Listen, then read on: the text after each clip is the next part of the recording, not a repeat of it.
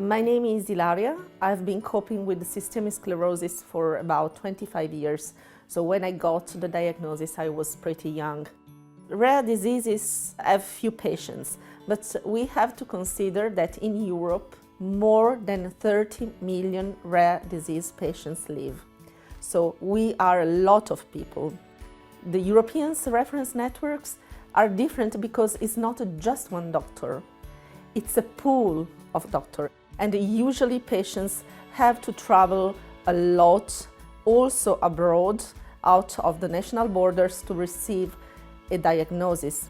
With the European reference networks, it's not necessarily to travel anymore because there is a virtual platform and the doctors belonging to the reference networks, they could enter the data on this very, very secure virtual platform and ask the cooperation of their colleagues spread around Europe. So it's the information that travel, not the patient.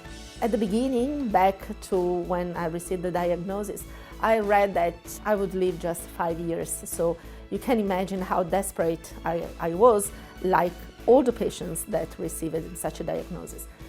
And I found that there was a patient organization. I approached them because alone you can go, but with somebody else you can go further. We have 24 ERNs, and each ERN has the so-called sisters diseases, which are similar one to each other. I represent the patients affected by the conditions of my ERN, Reconnect. The first aim is to make patients' voice heard by policymakers, institutions at a national and international level, and also by clinicians.